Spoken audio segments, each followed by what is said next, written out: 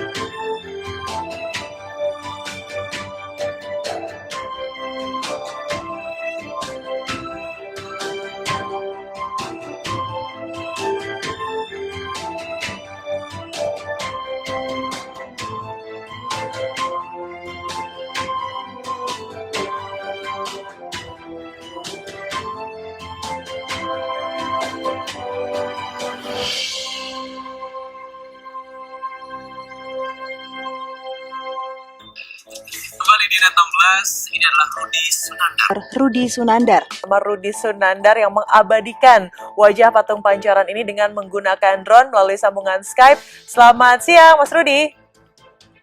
Ya, selamat siang.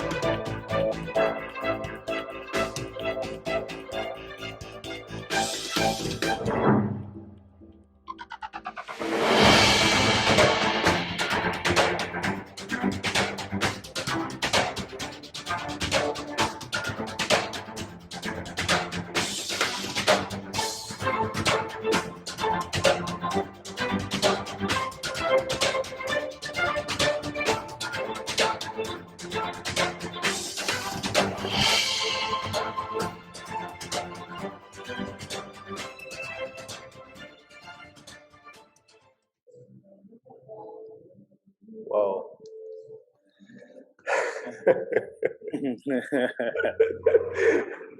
Perjalanannya luar biasa, Pak Rudi.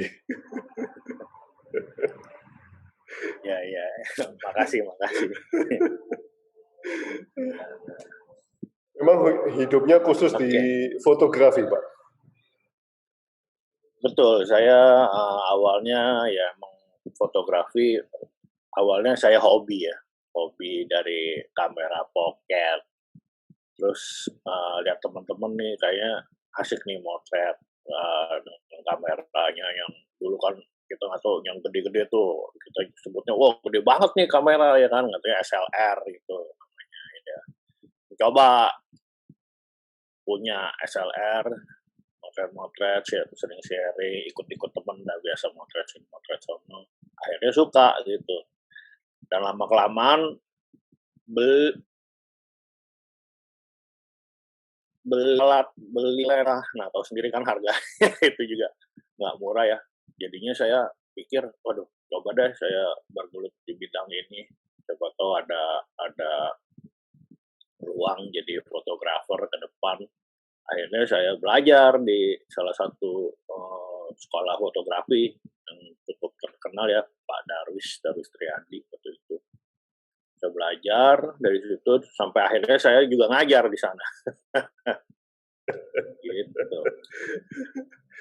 Oke. Saya sebetulnya pertama kali melihat Pak Rudi di foto-foto underwater, Pak. Oke. Yeah. Ini underwater udah kemarin nih, udah menjelajah kemana-mana. Akhirnya sekarang saya lebih sering lagi di underwater ini gitu, lagi menekuni bidang underwater. Jadi. Oke. Saya mulai ya Pak ya. Oke, Ya. baik. Selamat pagi Pak Rio Rudi, seorang fotografer. Nah, saya mulai ke fotonya Pak ya. Saya share screen. I believe I can fly Pak. Sewaktu Ya. kita terbang setinggi-tingginya, apa yang Anda rasakan tentang makhluk di bumi ini Pak? Unlimited, everyone is the same, no boundary, atau bagaimana Pak? Silakan Pak. Oke, untuk foto drone ya. Emang pertama kali saya belajar drone dari tahun 2017, belum lama, sekitar 5 tahun yang lalu. Jadi pada saat itu pula saya memviralkan wajah patung pancoran yang 2017 waktu itu kan viral tuh. Nah, Iya, dari iya, situ iya. saya baru mulai menekuni bidang drone gitu. Fotografi aerial namanya. Di situ saya merasakan gimana ya, sesuatu sudut pandang yang beda karena kita melihatnya dari atas. Beda dengan fotografi biasanya kita kan hanya sudut-sudut bawah aja gitu, darat ya kan. Nah, kalau kita terbang itu serasa emang kita ikut jadi terbang gitu, dan pas sampai di atas ngelihat ke bawah, wow, beda gitu ya kan. Apalagi kita bisa melihat pemandangan secara benar-benar secara luas. Jadi ada di benak pikiran saya juga, yang Maha Kuasa melihat kita seperti ini gitu loh. Wah, kalian tuh kecil, nggak ada apa-apanya. Makanya kita harus bersyukur pada Tuhan yang udah menjadikan kita manusia yang baik ya. Gitu. Jadi di fotografi ini juga saya terus mengembangkan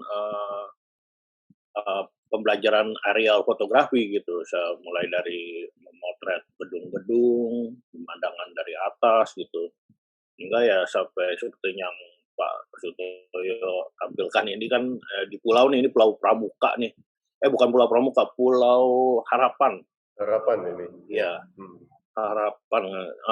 Di mana di situ ada water spot ya, water permainan, water spot. Jadi saya pas kebetulan lihat ini seru juga nih, dia lagi muter-muter, saya ambil dari atas. Jadi untuk suatu seni lah untuk di fotografi gitu.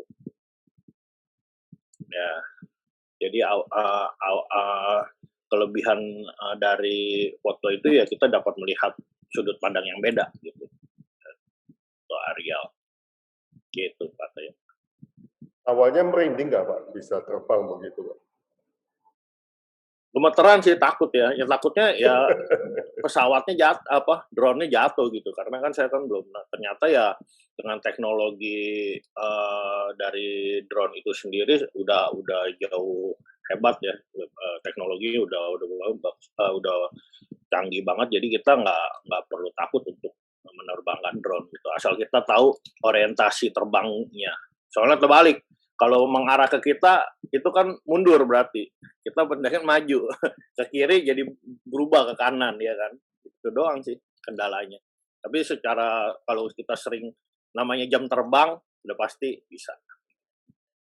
Pasti bisa Pak ya. Oke, yang ini. Waduh. Ini Nah, juga menarik sekali.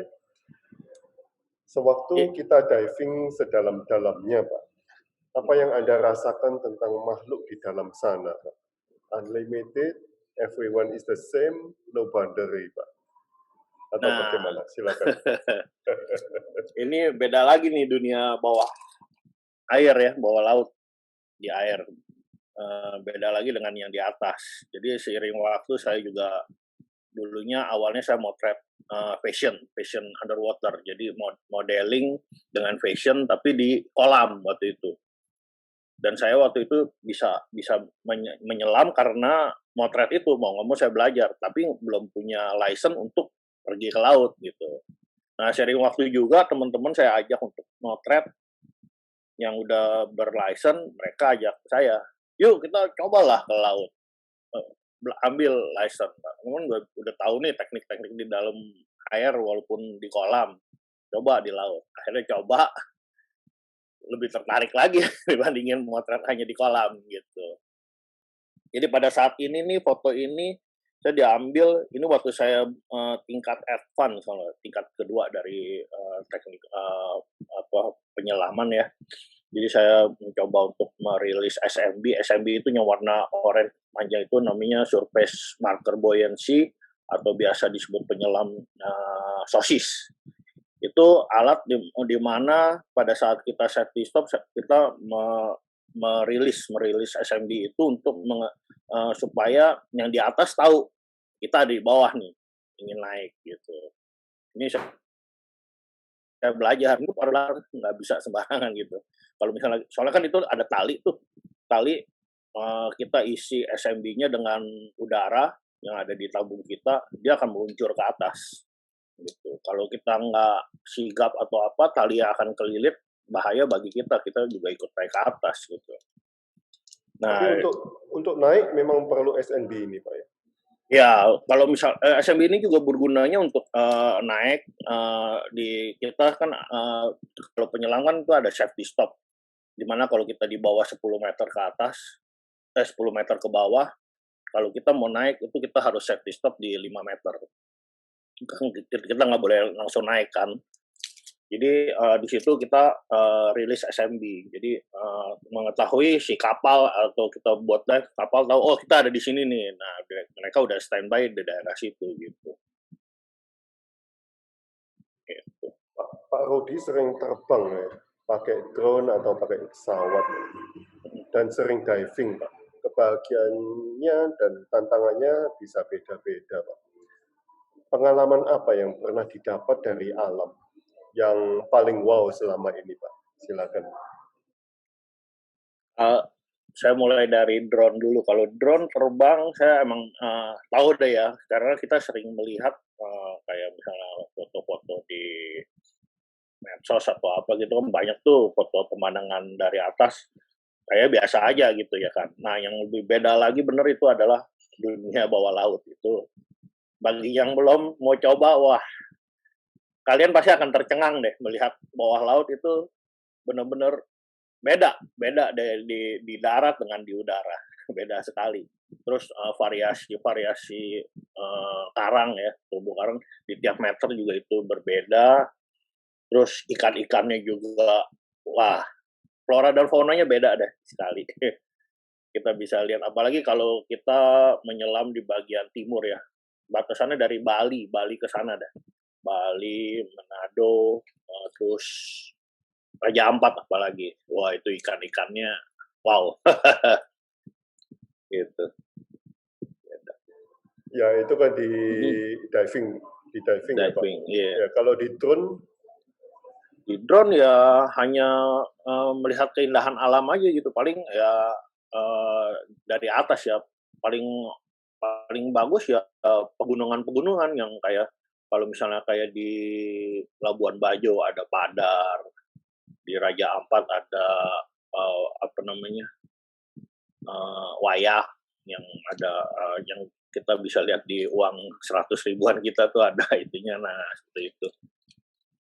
Itu indah juga sekali bagian pegunungan. Terus satu hal yang drone yang kita bisa dapat adalah yang kita tidak terjangkau oleh kita bisa terbang ke sana gitu, lebih cepat dibandingkan kita jalan ke sana gitu. Nah, Pak Rudi juga bekerja sama dengan TNI ya untuk pemetaan. Itu pemetaan apa, Pak, sebetulnya, Pak? Oh, nah ini satu lagi bagian dari pekerjaan saya juga. Saya akhirnya tadinya di dunia drone saya hanya menekuni di bidang fotografi dan videografi. Ya kan, company profile untuk gedung-gedung begitu. Nah, saya menekuni di situ. Dan pada saat pandemi kemarin, saya akhirnya kan nggak bisa kemana-mana tuh. Pariwisata totally stop, ya kan? Pekerjaan juga semua, waduh, orang-orang tahu sendiri deh, semua nggak ada kerjaan apa. Akhirnya saya belajar selama 6 bulan waktu pandemi benar-benar pertama, saya belajar mapping. Jadi mapping ini ya cukup cukup bagus ya untuk pariwisata dan infrastruktur di Indonesia gitu. Jadi saya bisa mencoba mempelajari mapping dan akhirnya ya berjalannya waktu saya sudah lulus di mapping ini, saya dapat kerjaan sebenarnya bukan dari TNI saya hanya untuk ini aja, survei tempat mereka saat belajar gitu.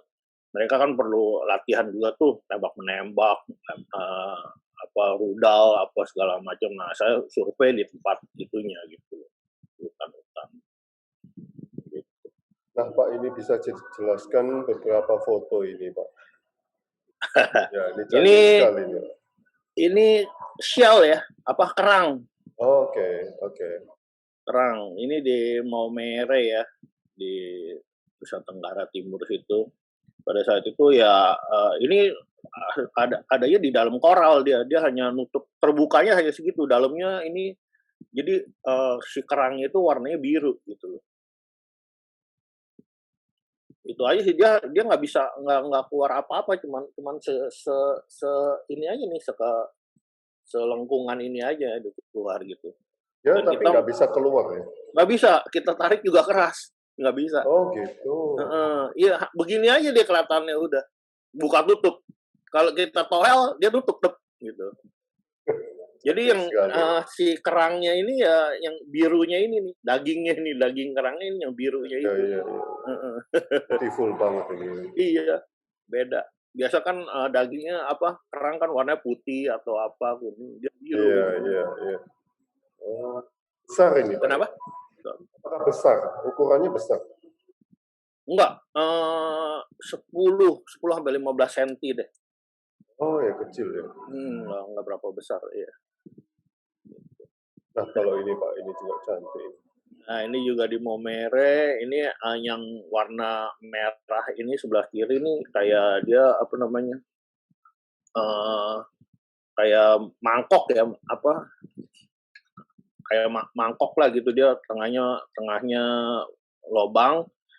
Jadi besarnya di wall ini bentuknya karang kita jadi wall, dia ada nempel di sampingnya gitu. Oh, dia nempel di karang gitu ya? Nempel di karang dia. Kita bisa masuk ke dalam mangkok ini, Pak? Enggak sih sebenarnya, dia kan bentuknya begini, cuman ya kita nggak kita mau masuk sih bisa aja. Kan kita nggak boleh pegang, kita punya komit komit kita sebagai diver, kita nggak boleh pegang benda di laut satu pun. Oh gitu, oke. Menjaga kelestarian bawah laut jadinya. Selanjutnya Pak ini Pak. Ketahuilah bahwa tempat yang tepat selalu menghargaimu dengan cara yang benar. Jika kamu tidak dihargai, jangan marah. Artinya kamu di tempat yang salah, karena yang mengetahui nilai kamu akan selalu menghargaimu. Ini, Pak. The right place, right price will be paid. Apa maksudnya di sini, Pak? Silakan. Ya ini pengalaman hidup aja ya. Jadi saya tuangkan lewat gambar gitu. Jadi ya banyak mungkin masalah-masalah kehidupan kita kalau kita di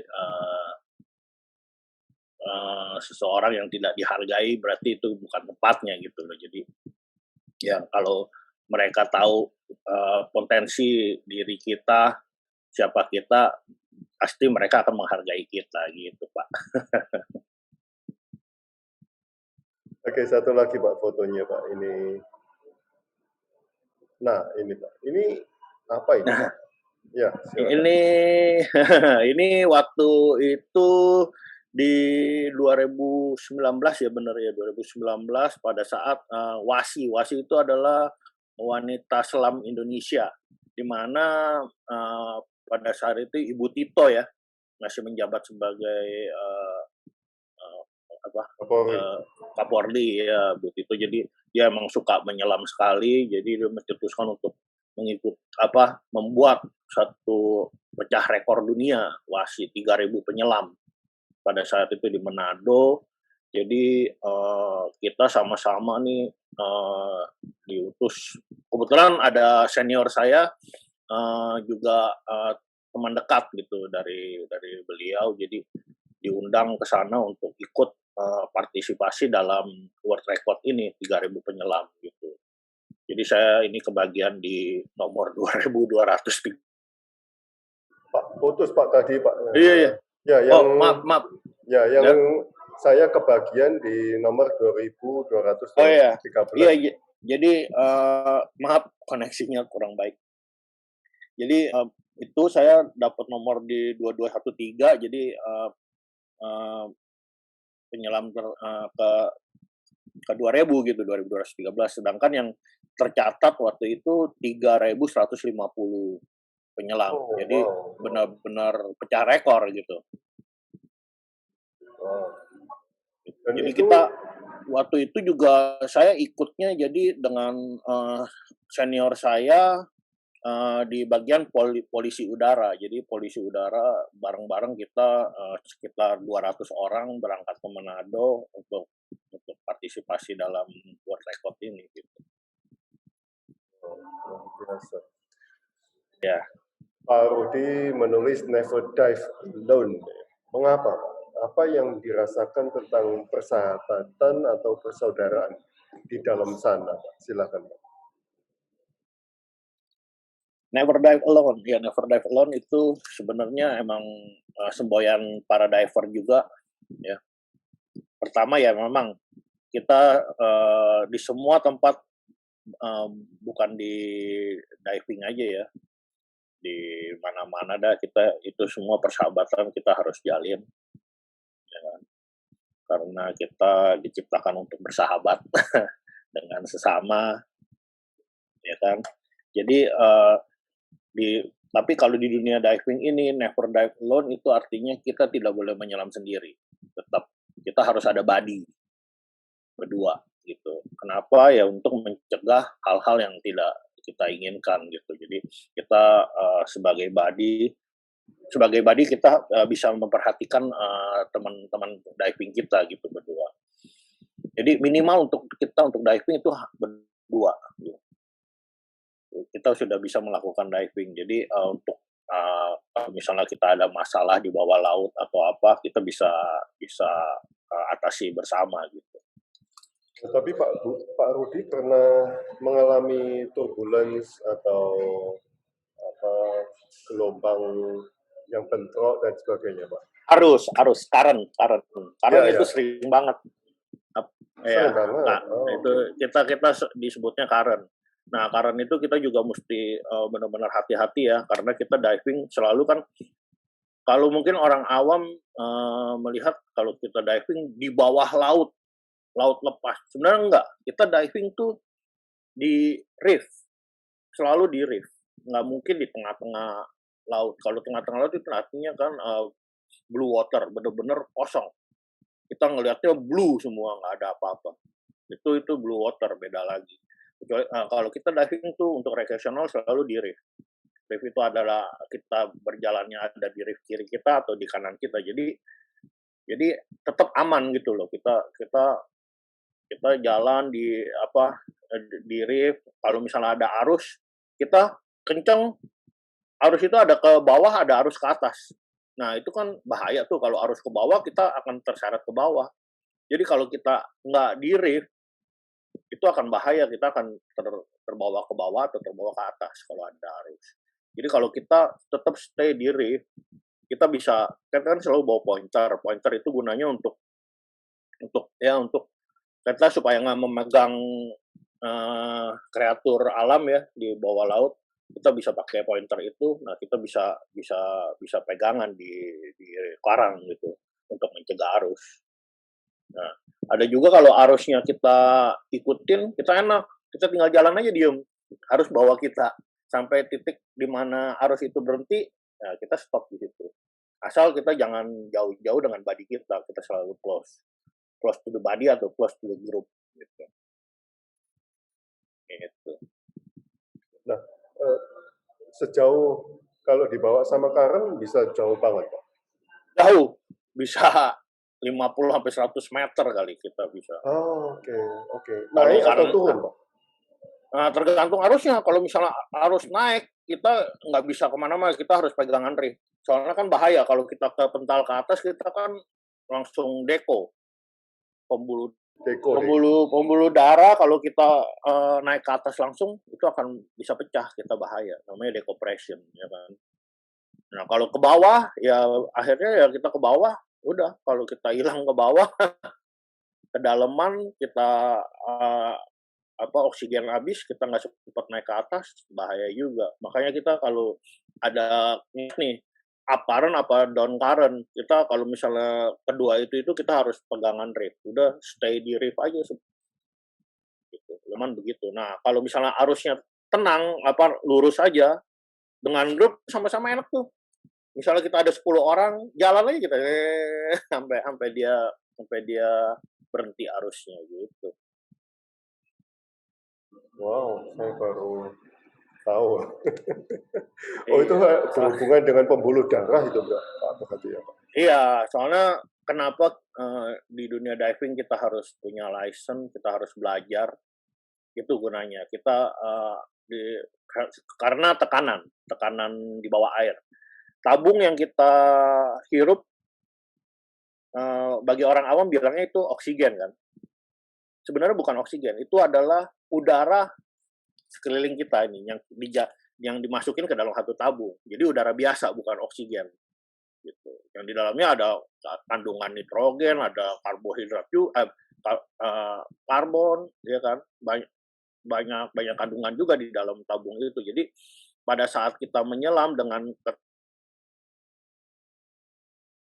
10 meter ke bawah itu, udara yang kita hidup berubah menjadi nitrogen karena tekanan. Nah, nitrogen yang kita isap itu partikelnya lebih kecil dari oksigen, sehingga kalau misalnya kita tidak rilis di dalam tubuh kita, dia akan masuknya ke dalam sendi-sendi kita. Sendi kita pokoknya di bagian sendi dah, siku, dengkul, pinggang gitu.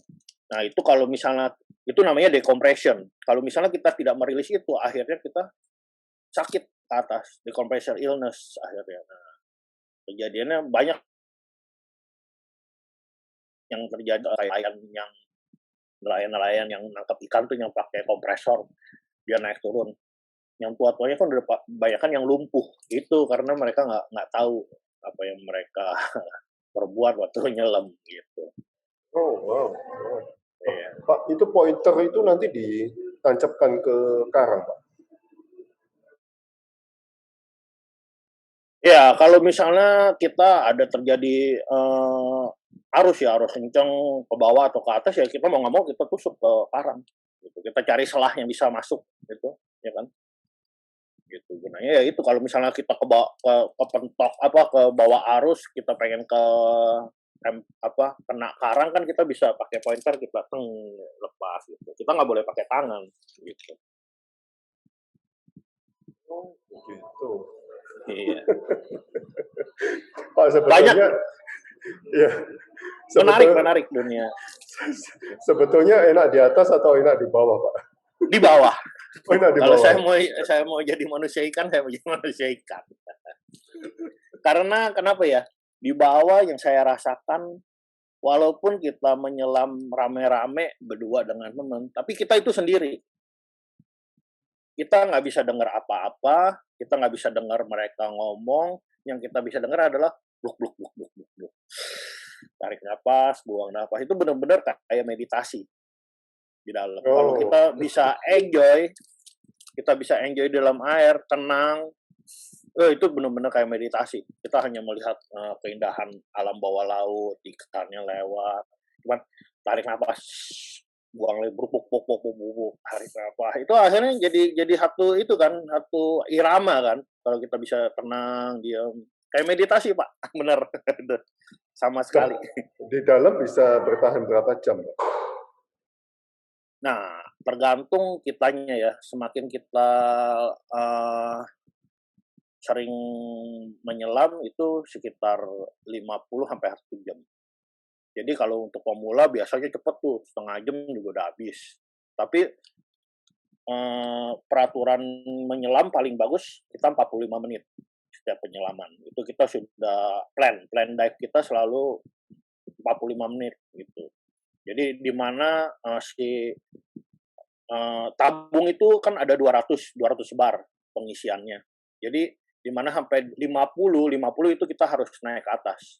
Itu udah batas akhir minimum 50. Jadi setiap kali penyelam kita harus cek ke teman-teman berapa nih isi tabung lu, kita kasih tandanya itu apa, gauge gitu. Mereka tahu, oh udah 50, siapa yang pertama kali mencapai 50, 10 orang itu, misalnya beberapa orang itu harus ikut naik. Gitu. Harus melakukan safety stop. Gitu. Jadi semuanya ya bersama-sama gitu. Wow, interesting, Pak. Asik. Dunia bawah air tuh asik sekali. Beda dengan biasanya. Ya karena kan kita kan biasa hidup di darat nih, jadi menyelam tuh punya sesuatu yang baru lagi, beda gitu. Ya, sampai anak saya pun pertama kali saya ajarkan menyelam dari dia ikut ya, dari snorkeling. Akhirnya dia sendiri yang minta, oh papa nyelam, saya di atas terus gitu. Akhirnya yuk mau nyelam, oke saya ajarin. Akhirnya dia sekarang udah jadi penyelam juga. Suka dia bawa laut. Saya pernah dengar bahwa menyelam itu menjaga kesehatan ya Pak, bisa lebih awet muda katanya Pak. Betul, di diving kita bisa awet muda ya karena kita menghirup oksigen itu secara teratur gitu kalau di dalam air menyelam gitu. Jadi kebanyakan yang diving itu awet muda. Karena kalau misalnya kita kena decompression gitu atau apa, kan ada yang namanya chamber. Pernah dengar Pak? Chamber itu satu kayak ruangan di mana kita masuk diberi tekanan sama seperti tekanan di bawah laut gitu. Jadi yang kita hirup nanti dikasih oksigen murni gitu. Nah, di situ kan untuk menjaga kolagen kulit, kesehatan paru-paru itu akan lebih bisa awet muda gitu. Terima kasih Pak Rudi atas waktunya. Ini sharingnya sangat berharga sekali ini. Ya, sama-sama Pak Toy. Ya. Kita harus ketemu di Jakarta Pak. Betul. Kapan kita ketemu? Kita ngobrol bareng. Terima kasih Pak Rudi. Selamat siang. Oke, terima kasih. Ya, thank you Pak.